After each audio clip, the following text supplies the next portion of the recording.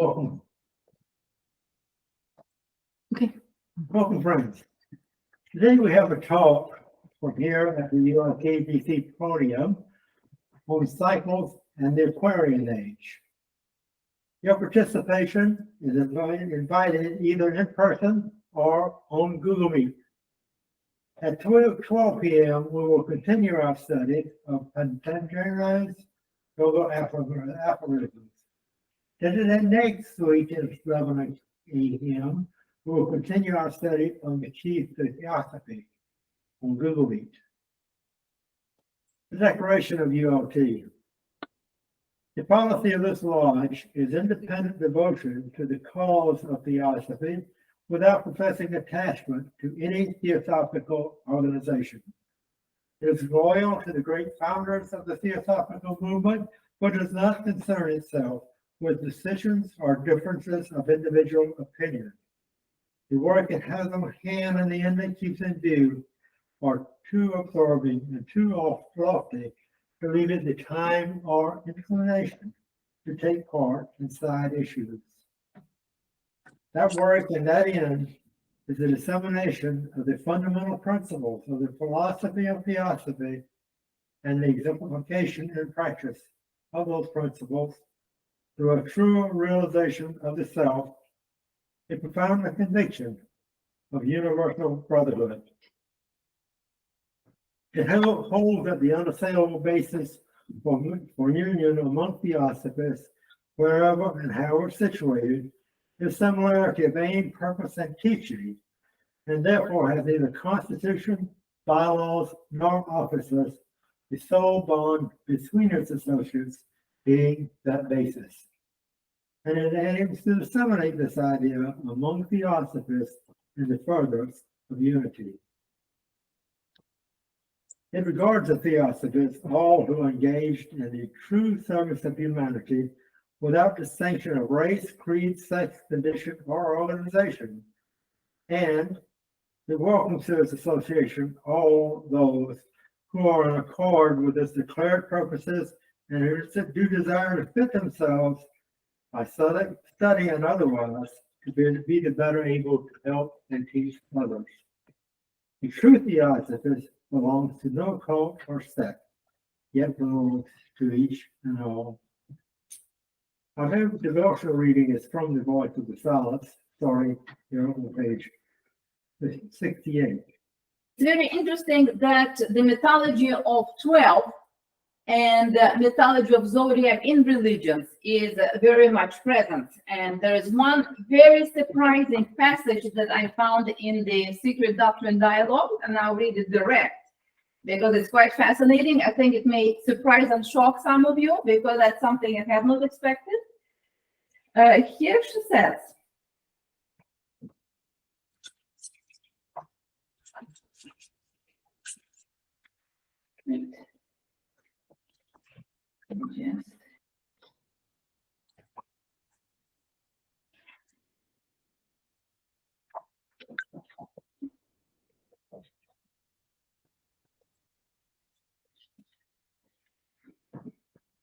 in Hebrew, it's quite a different thing. If you take all the signs of Zodiac and if you put them together and sum up the numbers, every sign of Zodiac will give you a name of the 12 sons of Jacob.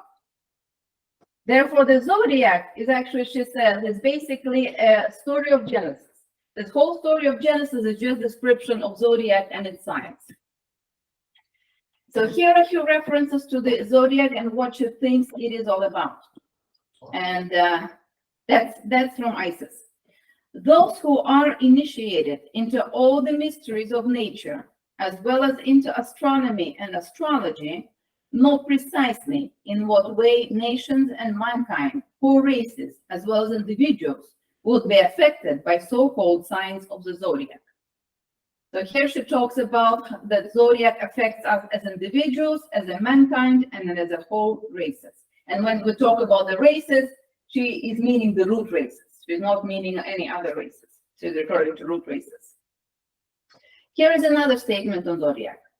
The stupendous conception the ancients synthesized for the instruction of the common people into a single pictorial design, the zodiac or celestial belt. So and here it is, the simple pictorial depiction of the zodiac. It's the key to have the religious mysteries of the world. This is how highly she is speaking of zodiac, of saying it's basically a key to understanding half of the religious mysteries. And here are the references that will help us to understand more its meaning. That the universe is not a spontaneous creation, but an evolution from the pre-existent matter. So in the first statement, she basically says that the universe is neither created nor it comes out of extinction, but like in cycles, it goes through the manvantaras and pralayas, and it's not spontaneous, it's just coming back from its pre-existing condition. So it's following the cycle. And the cycle of zodiac is the cycle that governs the universal transitions. Second statement, it is only one of an endless series of universes. So our universe is just one of the endless series of universes. The third statement, that eternity is pointed off into grand cycles, in each of which 12 transformations of our world occur, following its partial destruction by fire and water alternatively, so that when a new minor period sets in, the Earth is so changed, even geologically, as to be practically a new world. So here she says about the end of the manvantaras, where basically the universes are destroyed by the fire or water, or also the changes of the planetary existence when they come to the destruction. And what's interesting that she refers directly that they are destroyed by the fire or water alternatively. It can be either of the two. But then the matter recomposes itself, and it's almost like the reincarnation of the planet, where the new life begins anew, and it may be very geologically different with a very different cycle of life on it. But nonetheless, it's just a cycle. The fifth statement, that when the apex of the cycle is reached, a gradual dissolution takes place, and every living and objective form is destroyed. But when that point is reached, humanity has become fitted to live subjectively, as well as objectively. After a time of rest, when a new world becomes self-formed, all beings will return again. And this is the reference to, again, the root races, that once we complete the 7 root race, we are no longer human beings residing on Earth, we're residing on a different plane of existence. And this is what basically she refers to as humanity reached the point to live subjectively as well as objectively, that we are no longer bound to be on this material Earth and no longer need it. But that's not until we complete the cycle. And then even after that, during the pralaya, everything is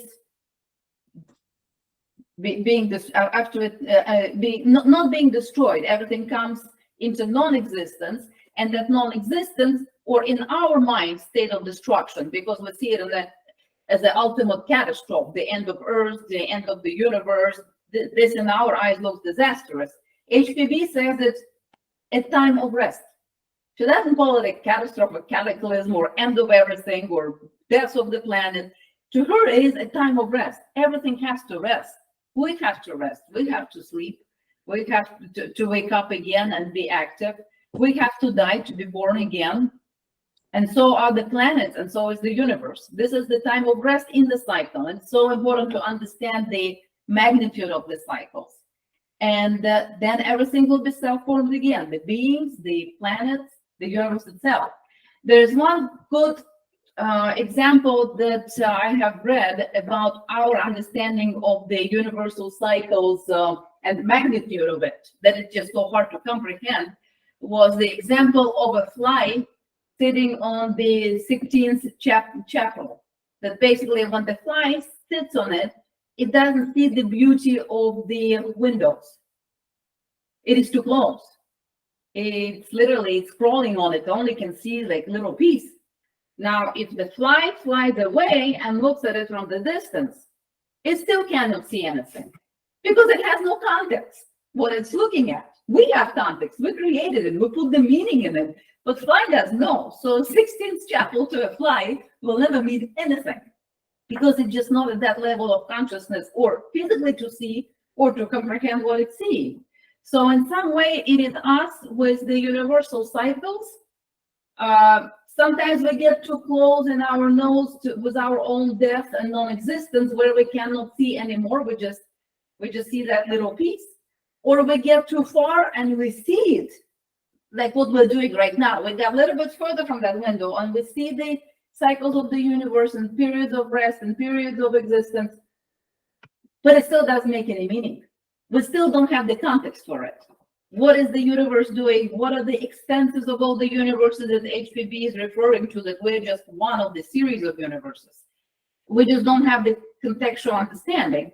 So until we evolve from the fly into the 7 race and above, we can just look and marvel and say, I see something big, but what that big is, it's hard to say. So now we can go to discussing more the cycles of the zodiac, because those are the cycles that we move around in this planetary state. It is a scientific fact that we are moving at 18 miles a second on the orbit. And when you think about it, we are flying. We're moving really fast. Like, we are not sitting right now in one spot. We are really in a high-speed, shuttle moving on the orbit. But we don't perceive it, once again, because we are too close to the window. Now, we're not only moving on the orbit, we are also rotating on the axis. And that rotation is much slower. And the best description I read is it's sort of like a wobble. And that wobble rotates us through the cycles of the zodiac. Because when you see, so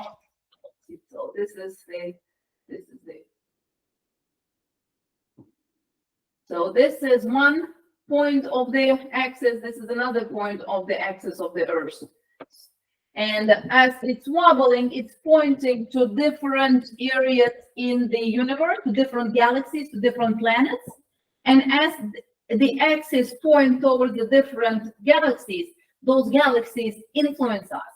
And it would be very naive to imagine that our existence on Earth, or existence of Earth itself, is completely disconnected from the universe. We're all completely connected and being part of one body and one life. So whenever you turn to one person, you perceive that person, you get that person's mood, you get that person's state of mind, feeling, you change. When you turn from that person to another person, this is an entire different feeling and state you have. So the same thing with the Earth. When it turns to one galaxy, it has one state of being. When its axis turns to another in the universe, it perceives different things. So it's literally changing states of perception. That's what we're doing by going through the wobble on the axis of the Earth. And that wobble is recorded in the zodiac. So when the axis pointing one direction in the universe, we're in one sign of the zodiac. When that wobble slowly moves, we're in another sign of the zodiac. So that's in a simplistic way to understand where the zodiac is coming from. If we know that we're moving at 18 miles a second, we also know that that wobble of the axis happens for 2,000 years. So about for 2,000 years, we sit in more or less one position vis-a-vis other galaxies. And in 2,000 years, the wobble is enough to turn us towards another axis in the, another point in the galaxies. So it's about 2,000 years in each sign of the zodiac. Total gets close to 25,000 years to complete one cycle of the zodiac. So this is what zodiac is. It's positioning of the Earth's axis vis-a-vis the galaxies in the universe. And right now, we are completing the cycle of the Pisces. Prior to that, there was cycle of the Aries and cycles of the Taurus. And when you look at the BC, we can relate to the pyramids, we can relate to the great structures of Babylon. And the first thing that comes to mind, they're very earthly, they're very solid, they are heavy. And those are the signs of Taurus and Aries. They are very grounded. Those are the signs of the Earth. Last 2,000 years, we were existing in the sign of Pisces. So now we'll talk a little bit more about the Pisces themselves and what this archetype stands for. Pisces is a sign of water. It is also feminine. So there's actually lots of misperceptions in the zodiac, because you always hear that we're moving into the feminine. Well, in fact, we're moving into the masculine. We're in the feminine for the last 2,000 years, because Pisces is a feminine sign and Aquarius is the masculine sign. So Pisces is feminine and it is sign of the water. So it is sign of emotion, of fluidity, of change. It is also ruled by Jupiter, and that means it's stuck in dogma and in the very solid beliefs. Being water, it is also symbolizes the age of sea voyages, of water voyages, of exploration on sea. It is also a sign of sacrifice, of awakening of consciousness, of suffering, sacrificial suffering, and art and music.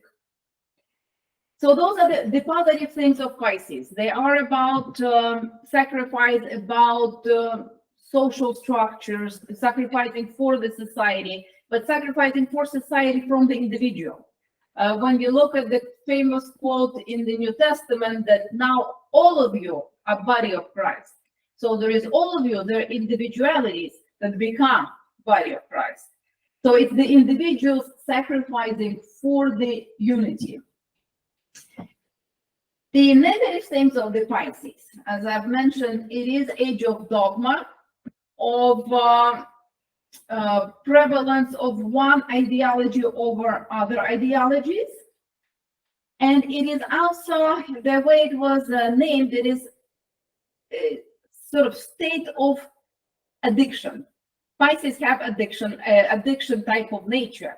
And in our evolutionary terms, that addiction is to being saved, to being rescued. So lots of religion and religious beliefs that emerge in the time of Pisces are relying on someone else's help to come and rescue and save us.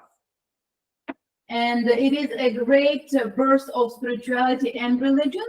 And we can see in the last 2,000 years, we had Christianity, we had Buddhism, we had Islam, we had basically three major religions formed under the sign.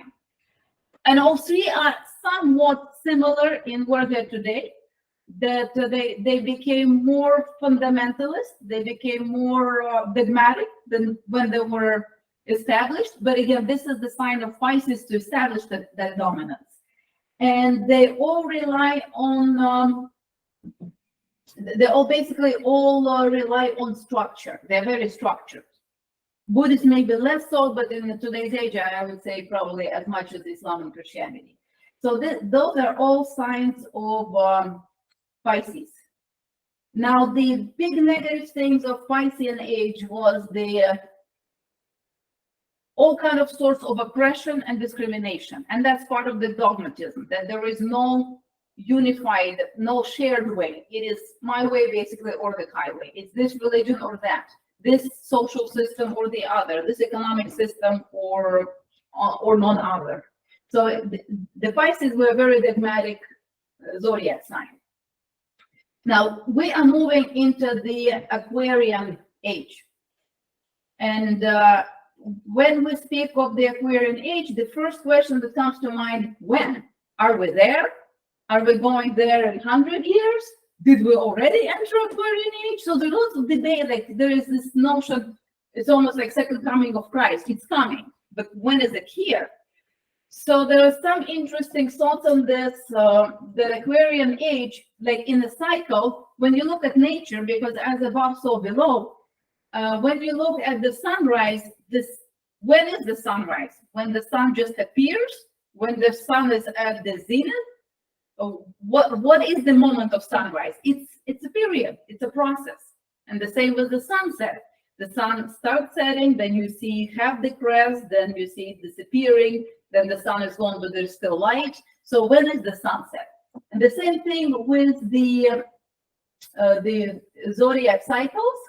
There is no precise moment. There is no year or there is no decade that you say the Aquarian age is here. It is transitioning that may take 100, 200, 300 years. It's basically a process of transition.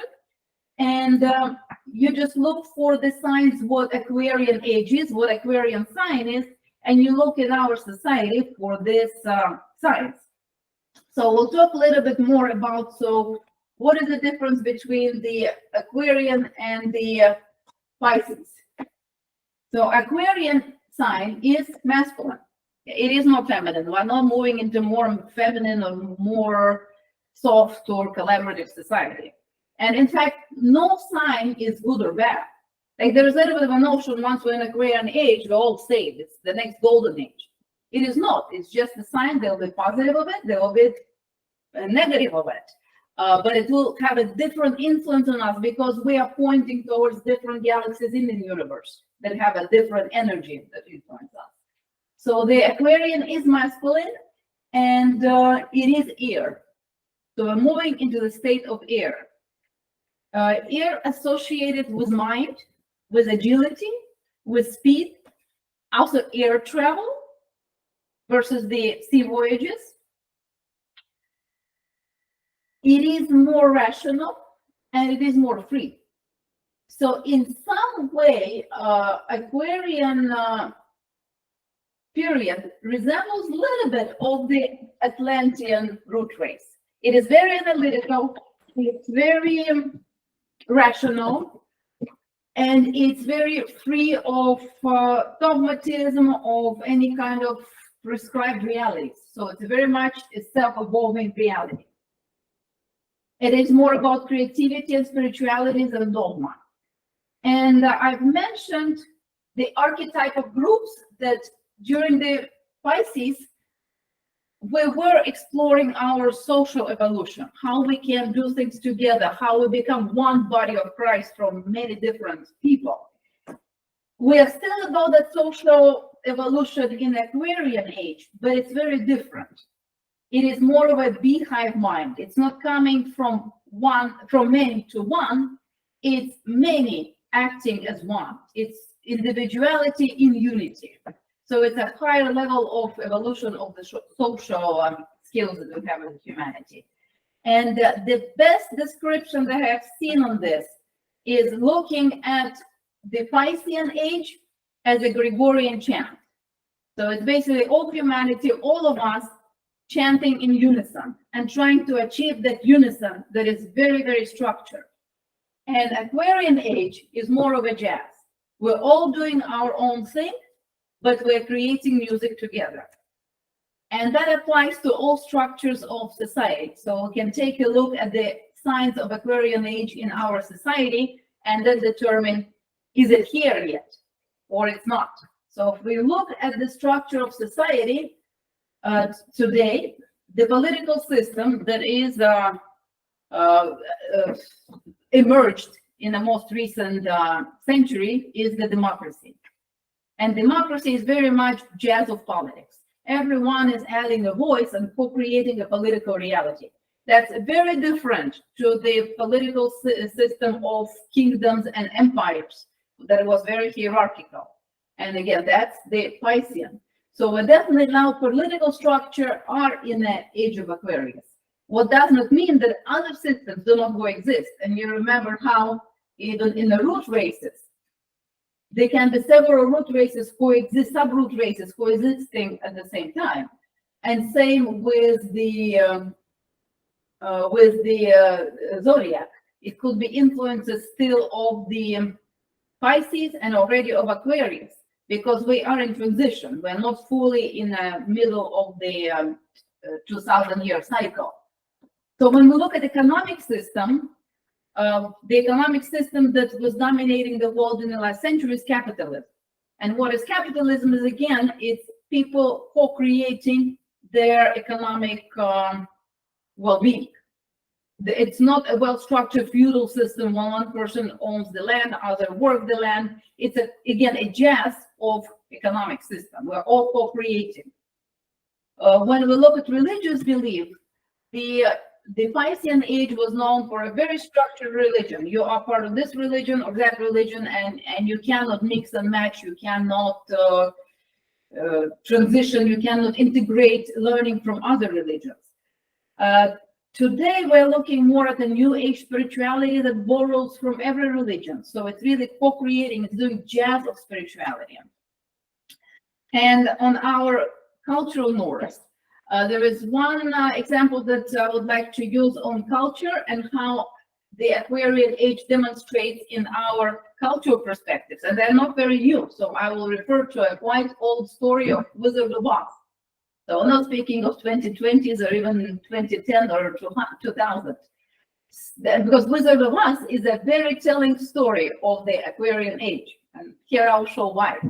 So we have 4 different individuals. We have Dorothy, we have the Scarecrow, we have Tin Man, we have, who else was there? For example, who was the 4th one? So we have all 4 of them venturing in search, in quest. They're all on a journey of quest, Leo. So they're all 4 on a journey of quest, and they're all on that journey for their own reason. They're not searching the same thing. They're searching their very individual, they're doing their very individual search and their very individual quest with their very individual problems and needs. And here they're finally reaching the Wizard of Oz. And when they reach that Wizard of Oz, they discover that the truth, that the ultimate enlightenment, what they were searching for, is within them. So that's a fundamental shift from any stories, any myth of the age of Pisces, where the quest would lead to the divine that basically enlightens and saves you. And this is the addiction to being saved. In the age of Aquarius, there is no addiction to being saved or encounter that divine outside. It is the quest of different individuals, of different individualities that comes back to realizing divine within, divine inside, and the answers within you. So this is again a cultural sort of exemplification of the Aquarian age. Now, there is also, like, I would like to speak of some myths that is not true. That there is also mythology around the Aquarian age, that this is the age when of the next coming of Christ. This may be the age when the masters will come and enlighten us. There will be all these great things happening in this Aquarian age, so we really want it to come. And when you look back, the masters came 2000 years ago. They came in the previous cycles. They came every cycle.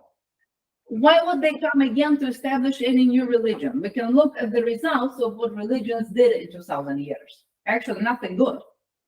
So in Aquarian age, know that Christ is not coming back, and most likely we will not be visited by more masters because they already said everything. They say things clearly, they gave it to us, and until we act on it, there is no new message. Until we master that message that they gave us of unity, of divinity within us, of collaboration, of sacrifice for each other, they're not coming with a new message. It's the same thing, you know, somebody who's trying to lose weight and says, what do I do? told stop eating. And then he'll eat the whole cake and in the morning says, tell me again, what do I do? So no, Aquarian age will not save us. It will not bring the next coming of the whatever master you choose to believe in.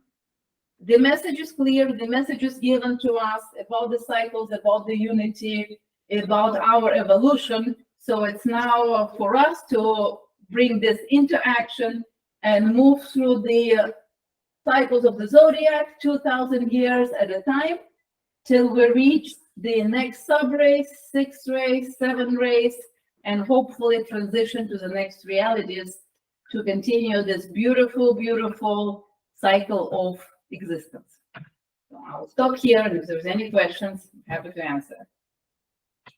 So, yeah, I mean, I can see the importance of understanding what's going on in the various zodiac cycles, the cycles of the zodiac, but can we influence them? Those cycles, or should we just know about them? The feeling I got from the readings that cycles are there, it's certain energies, and we can fight against them. We can proceed with our old ways, and then we'll just encounter resistance. It will be almost like not going with the wave, or we can ride the wave and take from the cycle what we can.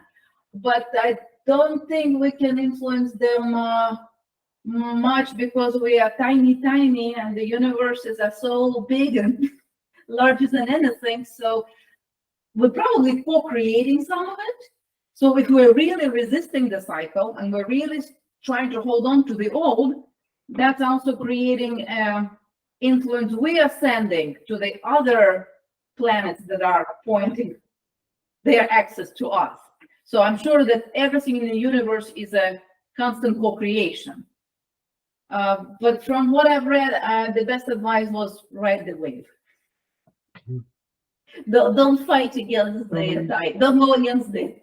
So it's certainly important to understand the nature of that wave. Yes. So that we can go with the flow. Yeah, it's almost like knowing the tides. When the tide comes in, you take your shoes from the beach, or they'll flow away. And when the tide goes away, you can go and build sandcastles. But if you do it out of order, it's just going to be pain and suffering. But if suddenly begins nuclear war, all Earth will die. All this age is finished suddenly. And you can impact in that case on all of this. Well, I don't think that we're bound to the Earth. There is actually, I've read there are 65 million, let me see, 65 billion monads. And 7 billion have been born. And there is a person being born and dies every minute. Yes. So entire humanity is total flux and old and new. And this is, now let's go back to the HPV writings that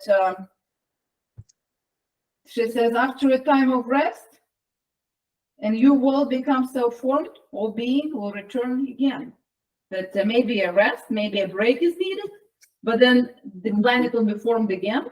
And monads, they didn't go anywhere. There are 65 billion monads in the cycle. And we're going to complete this cycle. And they will come back and complete the cycle. But it will be another level. If you develop, as you developed, as you say, you'll be in this Aquarian age, we'll create what you say, intellect and so on. No, we continue with the same cycle. Yeah.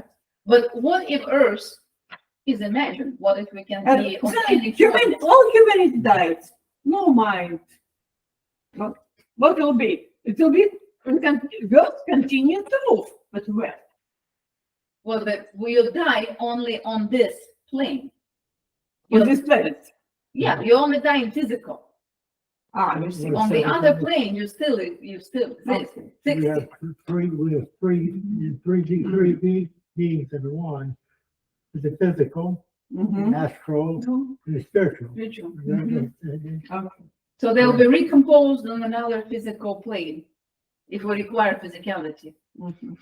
But you said, I had heard before how many monads there are. There's millions of monads, 60 billion, you said. So they're not all here at this time. They might Mhm. come into existence at different times. Yeah. So that, also I have heard that, there's something about the seventh cycle, the seventh, yeah, I think it's a cycle. Everybody that's alive would be perfected Mm-hmm. on this earth. Now, and then we would move on to the next, phase after that. So that's probably after 7 fruit rays. Mhm. Mhm. That we don't require anymore, maybe physical. Yeah. Well, physically perfected now, right? Pretty much, all we're trying to get. Yeah. But we have to, perfect those other parts, the spiritual. Well, the spiritual is not perfected. It is perfected already, but we have to learn to tap into that spiritual part. Mhm. And put it in the proper place. Right now, we're so much into the physical until we can already receive the spiritual. Mhm. And on that spiritual perfection, for me, it was very powerful to read this analogy of the fly on the 16th chapel window, that it doesn't see any beauty. And the us being fly on the 16th chapel window is when we are so embedded in our emotion and self or pity or self-desire or any kind of selfishness, because just the amount of time we spend on the time we were feel like we're hurt, we're not noticed, we don't get what we want. And this is all being stuck to the 16th chapel window. We can't see the beauty because all we crawl is in that little space of self. So ungluing from that self-centeredness to see the beauty of that window, that's big part of spiritual development. And that window is the universe. It's all the beings from human to animal kingdom to mineral kingdom. And it's just so hard to go from that window. Or maybe it is scary just to have a free flight and see like, wow, and all that is around us. So we have no beginning, no end. We just No. continue on. Well, we by self-induced and self-devised methods, we continue on.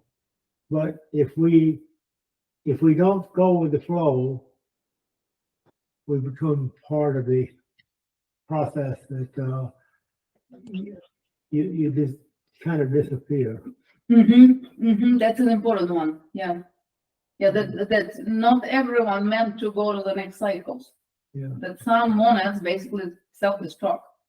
Well, they get recycled. Yeah.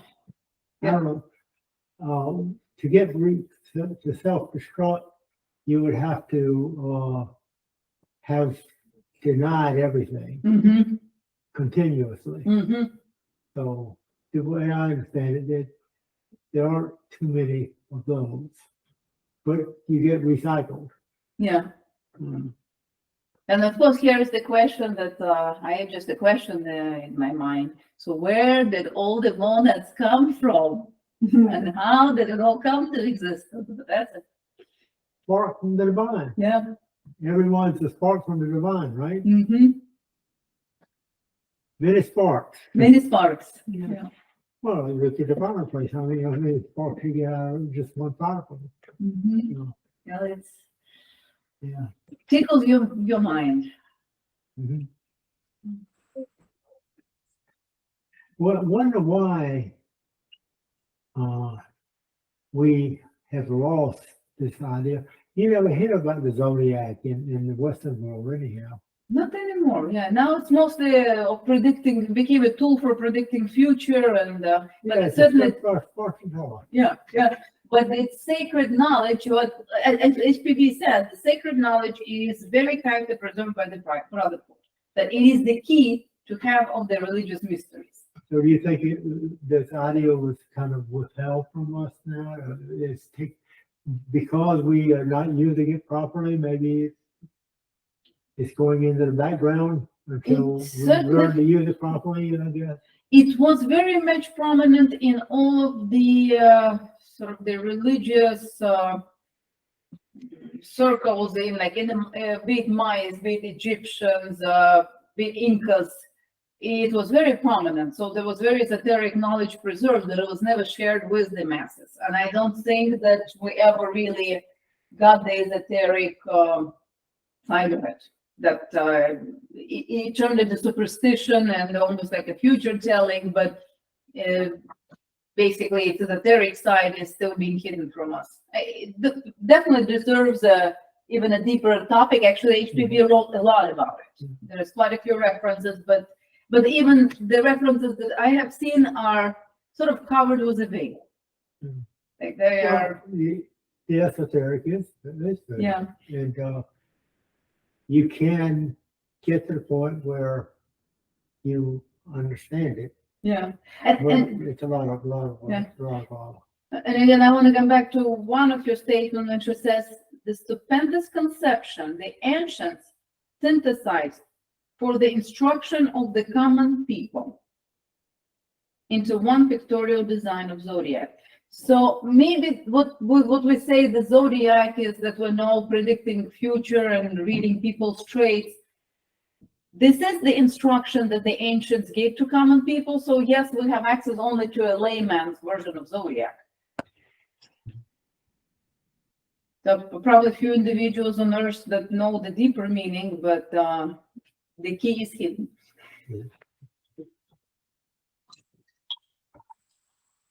But she spoke very highly of it.